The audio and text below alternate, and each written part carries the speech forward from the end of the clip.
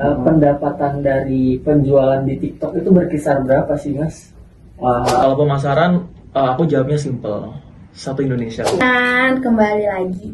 Oh, kamu enggak. Oke. Nah, di situ aku waktu itu masih SMA, belum kuliah. Itu adalah omset yang aku dapetin terbesar.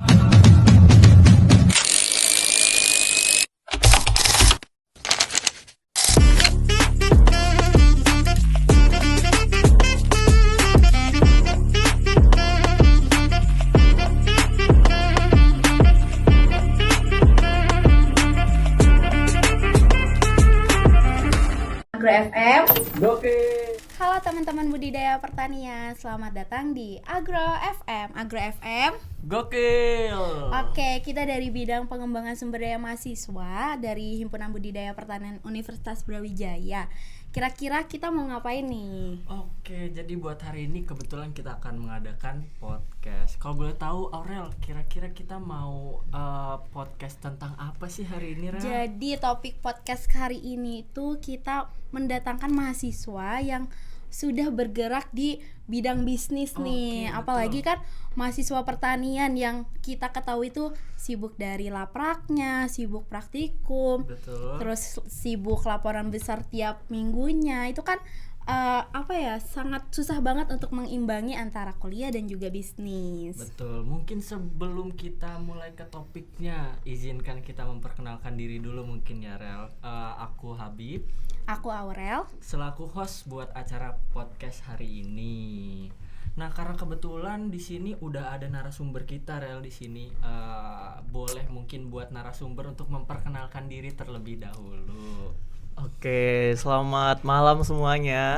Malam. Oke, perkenalkan nama aku Rama. Aku dari Fakultas Pertanian Angkatan 22 dan aku dari Departemen Budidaya Pertanian. Oke, karena mungkin Mas Rama ini bisa dibilang seumuran dan seangkatan Bener, sama kita ya. bahkan kita pernah sekelas kan. Betul Iya.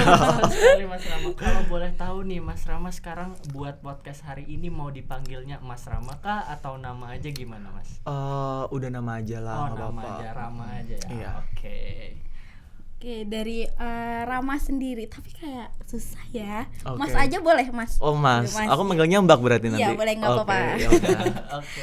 Oke, dari Mas Rama sendiri, kan kita tahu nih Mas udah berkembang di bidang bisnis ya. Mm-mm. Nah, gimana sih awal mula Mas Rama itu bisa memutuskan menjadi petani dan juga udah bergerak di komoditas anggrek? Oke, jadi emang anggrek ini bukan karena aku fakultas pertanian terus ngambil anggrek, itu bukan ya. Jadi memang anggrek ini udah terlahir dari waktu SMP. Oh. Jadi emang waktu bocil-bocil tuh aku udah main anggrek kayak gitu. Sampai anggrek ini bisa mengantarkanku ke Fakultas Pertanian Universitas Brawijaya Keren gitu. banget, Bi. Kalau boleh tahu nih Mas Rama, dari SMP itu apakah emang udah tertarik buat anggrek atau gimana Mas? Jadi emang aku tuh hobinya suka nanam. Hmm. Sebelum anggrek memang aku suka menanam komoditas sayur seperti sawi, pakcoy, bunga kol seperti itu. Tapi ada suatu momen di mana aku tuh pernah diajak ke pasar bunga. Nah, di situ aku coba tuh beli anggrek, ternyata kok suka. Nah, itu adalah awal mula aku buat nanam anggrek. Di situ aku coba kumpulin, terus coba jualan. Nah, first time aku pernah dapat orderan tuh waktu hari Lebaran itu senilai 1 juta. Wow. Dalam kondisi kita umur masih bocil yang dikata ya, terus kita juga belum tahu uang, aku dapat orderan tuh di nominal 1 juta. Dan tuh sangat excited lah pastinya ya, karena itu first time kita dapat orderan segitu. Nah, dari situ awal mulanya aku ketagihan. Jadi aku konsistenkan, akhirnya sampai sekarang kayak gitu. Jadi emang dari keluarga tuh emang basic suka nanam juga. Enggak, mamaku orang sipil, Oke.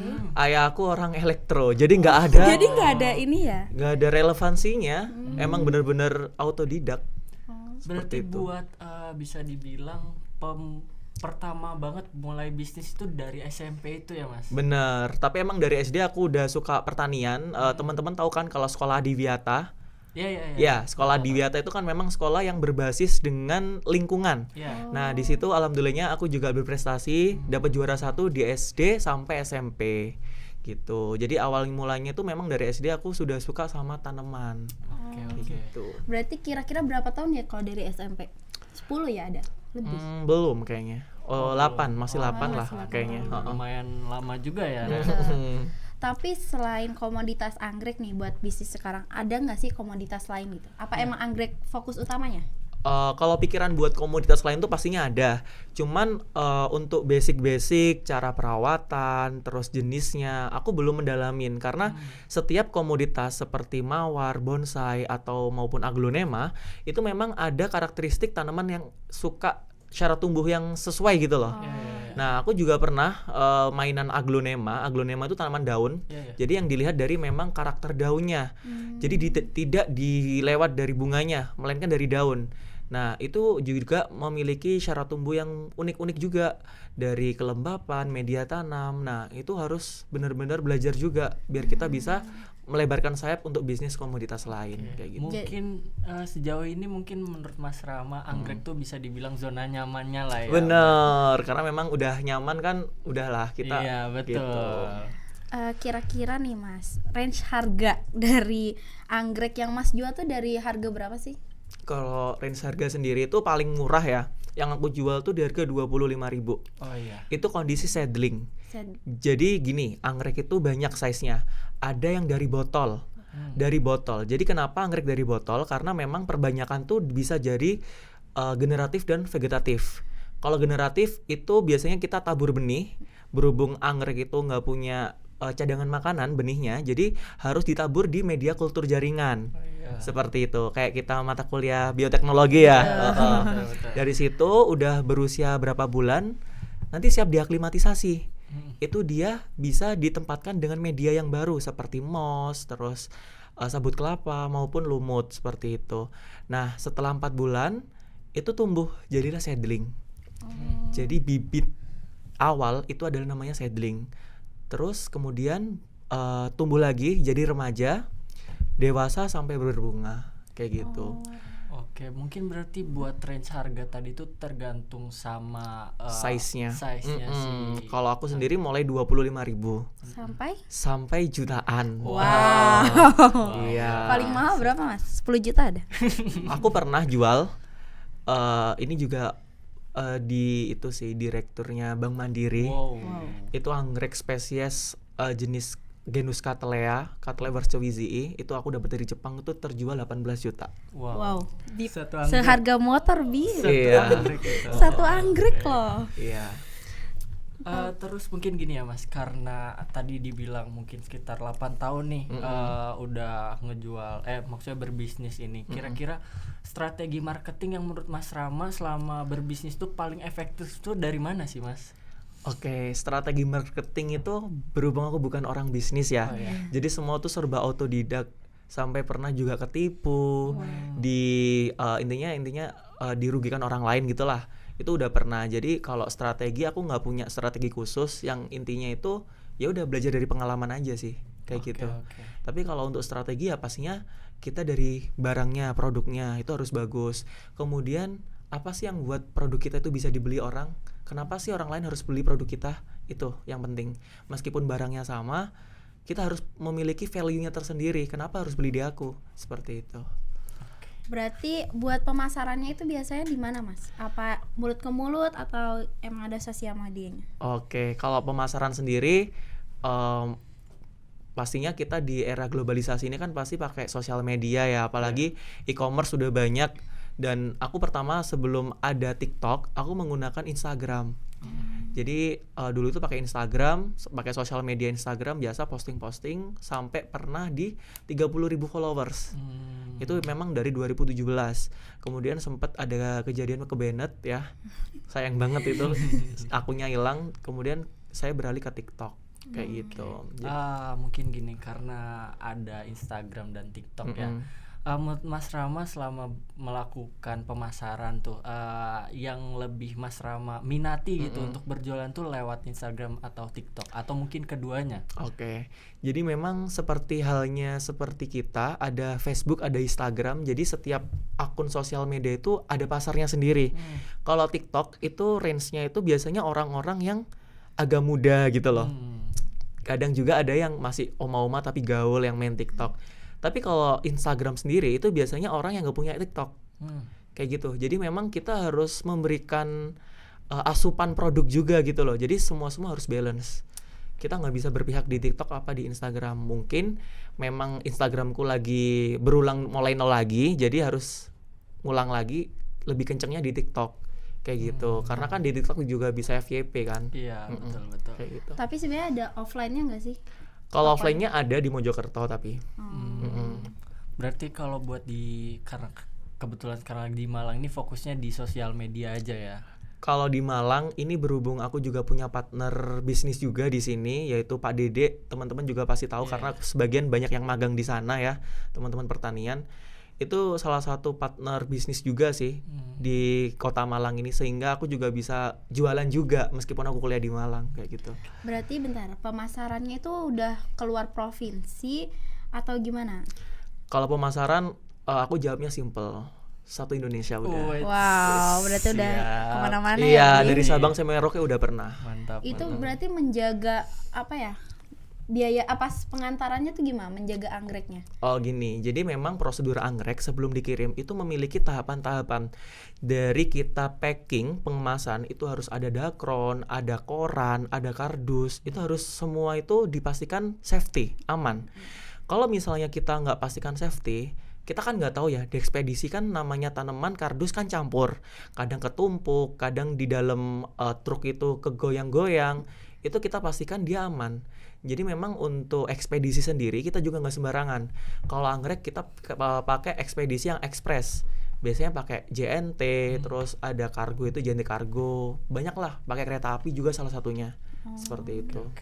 Mungkin balik lagi ke pemasaran di sosial media tadi ya Mas, karena saya juga kebetulan pernah lihat nih Mas Rama berjualan lewat TikTok. Oh ya. Masuk ya FYP-nya ya. Betul. Oke. Lagi live ya, lagi live. Lagi live, iya. Mungkin ini saya mau ngajuin aku mau ngajuin pertanyaan yang agak sensitif mungkin ya Mas. Tapi kalau misalnya Mas Rama nggak berkenan untuk menjawab juga nggak apa-apa. Kalau boleh tahu karena aku penasaran nih, pendapatan dari penjualan di TikTok itu berkisar berapa sih Mas? Wah, ini ngomongin omset berarti ya. Oke. Jadi gini, di waktu COVID itu memang kan kita lagi di fenomenal banyak orang yang WFH. Banyak lockdown di mana-mana. Jadi orang itu hiburannya ada di rumah. Nah, di situ aku waktu itu masih SMA, belum kuliah. Itu adalah omset yang aku dapetin terbesar. Nah itu ini menurutku juga meskipun teman-teman ini udah banyak uangnya ya, itu masih menurutku udah banyak sih ini. Itu pernah satu kali live sale tuh sampai dapat 50 juta. 50 juta. Oh, Itu per bulan Mas? Enggak, sekali live sale. Wow. Sekali live sale doang. Dan dari situ itu memang aku ngerasa zaman-zaman tanaman tuh semua up sampai teman-teman tahu kan harga janda bolong yang beli sampai pakai tukar mobil. Betul ya. Nah, itu lagi viral banget kan? Iya, dari itu. berita. Nah, kayak gitu aku juga ngalamin hal positif dari COVID wabah itu sih. Tapi kalau sekarang kuliah mungkin ya kan fokusnya kita terpecah. Jadi kita nggak bisa always everything everywhere buat anggrek terus. Aku juga harus kuliah jadi mungkin omsetnya itu ya lumayan lah bisa bayar kos, UKT gitu lah kayak gitu. Bermanfaat juga ya buat diri sendiri apalagi buat peluang kerja ya buat. Itu tuh berarti Mas punya karyawan juga ya? Begini, kalau di Mojokerto kita kan juga pasti ada greenhouse. Nah, kalau misalnya aku tinggal di Malang kan otomatis nggak ada yang nge-handle. Jadi aku harus panggil karyawan dan itu gajinya bulanan. Nah, tapi kalau untuk di Malang sendiri aku itu biasanya pakai teman-teman aku main buat bantuin. Jadi nggak yang selalu harus on time ada gitu, enggak. Jadi nurut ke waktu-waktu luang kita. Misal, lu ada jam kelas nggak? Oh enggak, yaudah ikut aku jualan gitu. Jadi lebih ke part time sih, nyantai gitu. Kira-kira yang di Mojokerto berapa karyawan Mas? Kalau di Mojokerto itu yang anak kebun sendiri 2, yang packingnya juga 2, 4 total. Oh berarti kalau misalnya marketing kayak live TikTok itu dari masnya sendiri apa emang ada apa ya divisinya sendiri gitu dari? Gini, jadi memang setiap pekerjaan itu ada orangnya sendiri-sendiri. Jadi kalau orang kebun itu nggak boleh pegang live atau packing. Kalau orang packing nggak boleh pegang kebun. Kalau orang live juga nggak boleh pegang yang lain. Jadi fokusnya sendiri-sendiri gitu. Berarti emang ada orang yang marketing di apa ya live TikTok gitu ya? Bener, iya emang aku ada khusus host live buat nge-anuin anggrek kayak gitu. Oke, gini ya mungkin karena yang tadi aku bilang juga aku pernah lihat Mas Rama ini kan promosi lewat TikTok itu tadi ya. Tapi gimana sih cara Mas Rama buat walaupun misalnya fokus di marketing di situ tapi masih bisa ngehandle divisi-divisi lain gitu. Gimana cara Mas Rama ngehandle itu? Oke, jadi gini. Kan saya di sini sebagai owner. Waduh, Yes, enggak juga owner, dong, enggak. owner. Jadi gini, saya kan pemimpinnya. Jadi kita harus semua menguasai gimana dipastikan kebun aman, pengiriman aman, untuk live aman. Jadi semua itu jalan. Jadi kita nggak bisa kalau misalnya sebagai owner itu memihak dari salah satu job desk karena semua itu berkesinambungan. Memang ujung tombaknya ada di penjualan. Tapi ketika di service customernya jelek, otomatis kan semua juga tidak sustainable. Kayak gitu. Jadi semua harus dipastikan aman. Mungkin dari pengemasan, dipastikan dari segi pengemasan diterima ke pelanggan tuh aman. Jangan sampai barang yang kita tawarkan udah bagus, gara-gara rusak di perjalanan pelanggan tuh kecewa. Nah itu nggak boleh. Jadi memang semua dipastikan aman sesuai dengan SOP kayak gitu. Terus mungkin gini Mas, dari 8 tahun tadi berbisnis itu kira-kira tantangan yang paling berat menurut Mas Rama selama menjalani bisnis itu apa? Karena mengingat mungkin di sini kan Mas Rama tuh masih terbilang muda ya, pasti kan teman-teman atau lingkungan itu pasti ada yang mengkritik lah atau nyinyir lah atau ada pendapat-pendapat khusus gitu. Kalau dari Mas Rama itu gimana sih cara menanggapi hal-hal tersebut? Oke, kalau ngomongin kritikan atau netizen ya, kita flashback ke zaman aku masih kecil. Jadi memang aku itu orangnya berbeda teman-teman. Jadi kayak misalnya teman-temanku suka main kelereng, layang-layang, sementara aku suka bercocok tanam. Di situ banyak stigma bahwasanya cowok kok suka bunga gini gitu. Tapi sekarang kan dengan hasil gitu kan aku bisa nampar dengan capaian kayak gitu. Betul. Jadi memang semua itu kalau misalnya kita punya tujuan, kita punya planning, itu tutup mata, tutup telinga. Kita nggak peduliin omongan orang lain. Yang penting best of you. Kamu terbaik jadi dirimu sendiri. Betul. Kayak gitu sih. Apalagi kan udah juga membuka peluang kerja bagi masyarakat Bener, sekitar ya. kayak gitu. Bener-bener kesanjung gitu loh dengan iya. pencapaiannya, apalagi udah 8 tahun. Berarti Mas kan tadi tuh dibilang otodidak ya. Berarti Bener. itu belajarnya dari apa? YouTube apa udah baca jurnal nih dari SMK? Udah skopus Iya. gitu ya, enggak dong. Jadi pastinya kalau kita belajar, apalagi otodidak, aku selalu belajar dengan pengalaman. Dari kegagalan itu aku pasti belajar. Kenapa gagal? Oh ternyata busuk. Oh kebanyakan air. Jadi next time ketika aku nanam lagi airnya nggak boleh terlalu banyak. Oh mungkin dari segi konstruksi greenhouse, aku pernah loh dapet bangun greenhouse, gak lama roboh keterak angin. Itu berkali-kali kayak gitu sampai aku bener-bener di waktu aku bisa bangun yang bagus pakai besi, langsung aku bagusin pakai besi.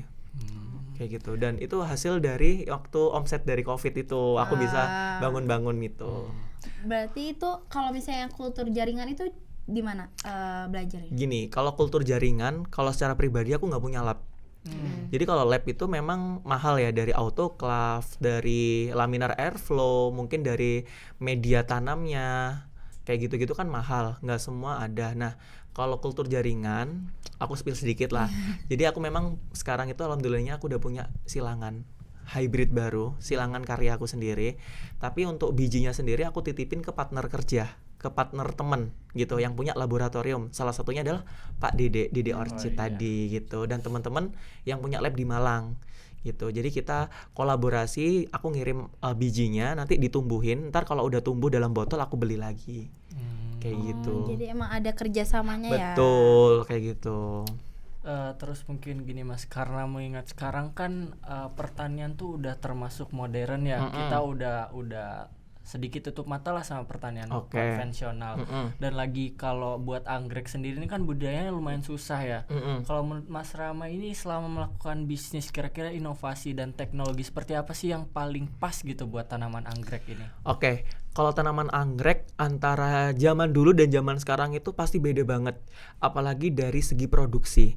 Kita bisa memproduksi massal tuh sampai jutaan. Bahkan dalam satu buah itu biji yang ada dalam anggrek itu ribuan bahkan sampai jutaan. Jadi memang bentuk biji anggrek itu seperti tepung. Kayak gitu. Nah, untuk perkembangan secara produksi massal itu bisa menggunakan kultur jaringan. Nah, kultur jaringan ini biasanya harus steril memang. Nah, itu bisa menumbuhkan hampir 85% biji daripada dia berhabitat sendiri di alam. Karena kan kalau di alam, anggrek itu kan secara natural dia itu kan terbawa angin kadang kan, terus hidupnya tuh nempel di lumut, mungkin nempel di bakteri atau jamur-jamur sehingga dia tumbuh. Tapi peluangnya tumbuh itu sangat minim banget kayak gitu. Jadi otomatis kalau sekarang sih sangat maju sekali ya, apalagi dari metode clone, terus hybrid itu kan sudah banyak seperti itu. Mungkin tadi Mas Rama kan bilang di sini sebagai owner ya. Terus Mas Rama juga di sini ngatur yang di Mojokerto, ngatur yang di Malang juga. Kalau boleh tahu, mengingat Mas Rama ini kan sekarang juga masih mahasiswa ya. Gimana sih cara Mas Rama buat ngebalancein dari bisnis Mas Rama dan juga kehidupan mahasiswa itu? Apalagi mahasiswa pertanian kan banyak banget praktikumnya ya Betul, setiap weekend ya, Mas. betul. Gimana sih cara mengimbanginya gitu? Oke, jadi memang nggak mungkin aku bocorin semua, Ah, soalnya iya. ini agak-agak itu. Jadi memang kalau aku sibuk live, itu memang aku secara pribadi tuh harus membangun tim di situ. Jadi memang sebagian besar aku itu kan waktunya terbuang untuk bisnis. Nah, gimana sih cara ngatasin praktikum laporan yang numpuk? Aku tuh punya tim buat tahu sendiri dong. Oke. Ya, jadi emang aku tuh bukan tipe orang yang tipe aku suruh kerjain orang gini-gini, tapi aku nggak tahu isinya, nggak seperti itu. Aku tuh hanya butuh waktu untuk diselesaikan doang gitu loh. Masa gini, mungkin aku bisa bayar teman-teman atau timku ini dengan harga 50.000, aku ngerelain 17 juta. Kan sayang dong. Nah, dari situ kita buat kolaborasi gitu loh. Kita saling menguntungkan juga sama teman-teman gitu. Oke, tapi kan mengingat juga mungkin dari Mas Rama pribadi, walaupun dengan strategi kayak tadi kan, tapi dengan melakukan bisnis ini juga banyak teori ataupun misalnya keterampilan-keterampilan yang akhirnya tuh nggak bisa didapatkan di kuliah, akhirnya didapatkan di selama berbisnis ini juga. Betul banget. Memang kalau misalnya kita udah terjun langsung ke lapangan, kita tuh akan membantah teori yang sudah Ada. Betul. Karena kadang memang seperti pertanian berlanjut ya, yang memang harus sustainable, PHT, pengendalian hama terpadu. Tapi secara faktanya di pertanian Indonesia itu jarang sekali petani melakukan seperti itu. Karena dengan omset yang didapatkan secara pertanian berlanjut yang harus memang menggunakan secara teknik, secara mungkin musuh alami, itu tidak efisien gitu loh. Jadi banyak sekali pelajaran-pelajaran baru yang aku dapetin dari eksternal kampus kayak gitu. Ya mungkin indis ekonomi juga Betul. ya, jadi kita bisa dibilang fokus juga tetap ke ekonominya kita bagaimana. Dan mungkin ini for your information juga ya, kalau anggrek itu pengakuannya juga secara internasional. Jadi setiap kali persilangan itu terdaftar ke RHS. Jadi Royal Horticultural Society itu dia itu menaungi tentang hybrid atau kultivar baru. Sebentar mau batuk dulu.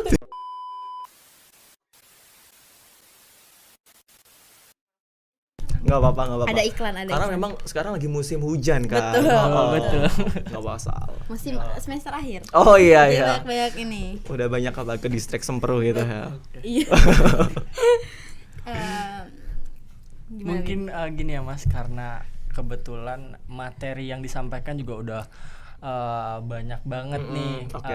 Dari materi-materi tadi, misalnya Mas Rama bisa nggak sih kasih saran ke penonton-penonton kita, mungkin gimana orang-orang yang mereka tuh mau memulai bisnis dari awal, entah itu misalnya dari komoditas anggrek atau mungkin secara general di bidang pertanian. Oke, jadi memang kalau kita bisnis, aku kasih tips itu gini, bisnis bisnis itu adalah perintis bukan pewaris ya. Betul. Jadi kita memulai dari nol, yang dimana aku nggak pernah ada bener-bener effort atau privilege dari orang tua yang bener-bener banyak banget, mungkin hanya dukungan doang.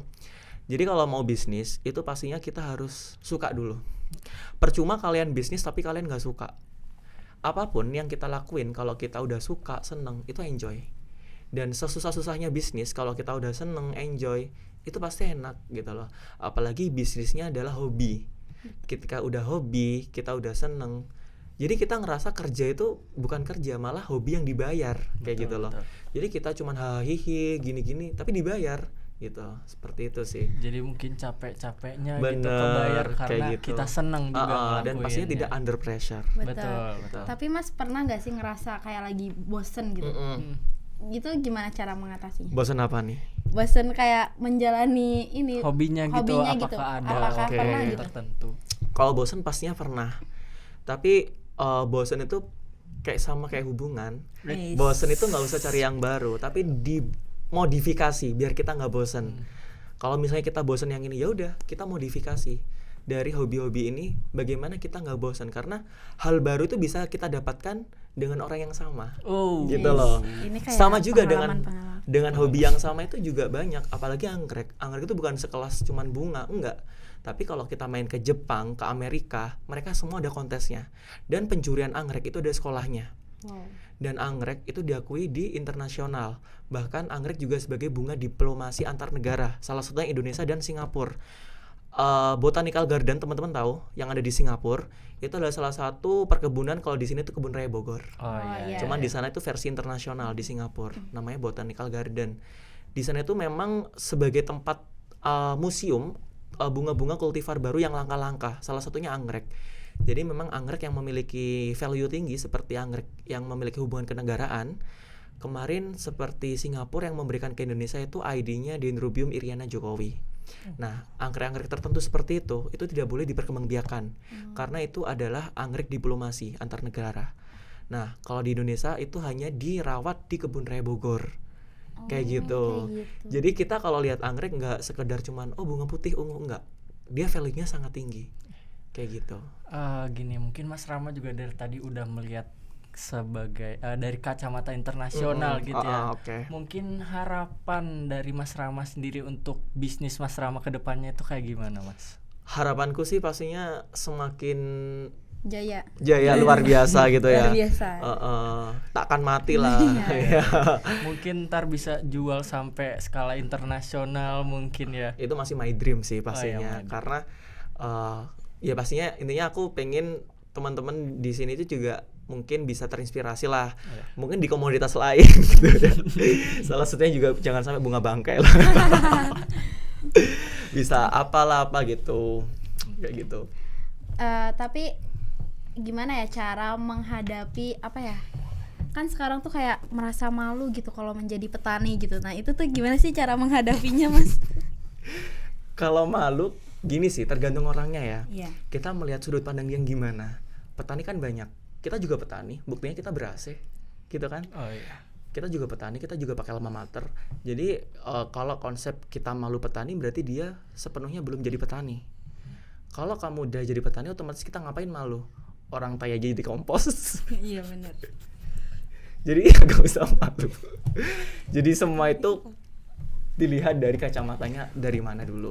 Kayak gitu. Berpikir secara positif lah ya. Betul, Mungkin iya. dari POV positif. Mungkin ini pembahasannya sangat menarik Iya, ya Rel. betul Dari banget. awal hingga akhir banyak Iya. banget pertanyaan-pertanyaan yang akhirnya mendapatkan jawaban tuh menjadi motivasi mungkin. Betul. Motivasi untuk kita semua di sini atau juga buat penonton-penonton di luar sana mungkin. Betul. Oke. Kalau dari kita mungkin Mas Rama bisa mendoakan dan semoga harapan-harapan Mas Amin. Rama itu semuanya tercapai dalam waktu dekat mungkin ya. Amin. Mungkin sebelum kita tutup ya Rel, acara podcast kita hari ini, Mas Rama boleh dong mempromosikan Mempromosikan. diri dulu. Oke. Oh ini boleh nih promosi. Boleh, di sini. boleh dong, boleh. Oke, buat teman-teman semua dimanapun, buat teman-teman yang punya orang tua nih atau maupun pacar ya. Betul. Ntar boleh lah kasih anggreknya sebagai mungkin cindera mata ataupun sebagai gift buat teman-temannya. Itu bisa banget langsung hubungi Dani Orchid ya. itu adalah kepercayaan anggrek seluruh Indonesia. Asik. Iya. Boleh promosi apa akun TikTok? Akun- Sama akun- juga Dani Oh, Orchid. Dani Orchid. Iya. Tolong dicatat ya. Iya, Tolong dicatat tolong ya dicatat ya. teman-teman. Mungkin Kita akhiri aja kali ya Bib, karena ini pasti udah panjang banget durasinya. Oh, oke. walaupun sebenarnya kita nggak mau mengakhiri juga ya. Betul, ini sebenarnya topik masih yang ada sangat banyak menarik. pertanyaan di pikiran saya ya, Iya. Bib. Oh, Tapi iya. kayak takutnya teman-teman di sana bosen juga. Enggak dong, nggak boleh bosan. Ini topik yang sangat menarik. Iya. Sangat menarik tapi iya. Iya. Kalau bosan berarti bukan pertanian dong. Oh, iya. Oh. Berarti- Kalau anak Via nggak boleh nonton loh Nggak ya. boleh, Ini nggak pertanian boleh. loh ya ini. Ini Iya. pertanyaan-pertanyaan Oh. aja. Kenapa jadi kita canggung ya, Iya. Bib? Oke, mungkin makasih banyak buat Mas Rama udah selaku- meluangkan waktunya Iya, ya. narasumber kita yang luar biasa, dan makasih juga buat teman-teman di rumah yang udah nonton atau mungkin dimanapun kalian nonton itu kami ucapkan terima kasih, dan tolong mungkin teman-teman di rumah yang ngerasa tertarik buat membudidayakan atau sekedar membeli dari tanaman anggrek bisa langsung menghubungi Mas Rama. Rama di sini. Di akun Dani Orchid. Dani Orchid, Ya. tolong Bisa kan dicatat kalau ya, mau teman-teman. belajar-belajar ke Mas Rama? Oh bisa banget. Maybe juga buat adik-adik tingkat ntar magang di tempat saya bisa. Oh, iya. Oh iya. Ini udah ada tempat magang guys. bener. Ordal. Udah. Oke, mungkin kita akhiri aja. Aku Aurel. Aku Habib selaku host hari ini. Sampai ketemu di Agro FM selanjutnya. Bravo Imadata. Bravo. See you.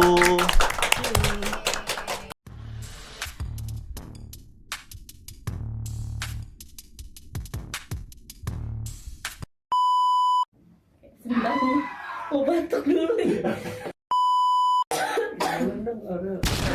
Itu Nggak apa-apa. ada iklan ada.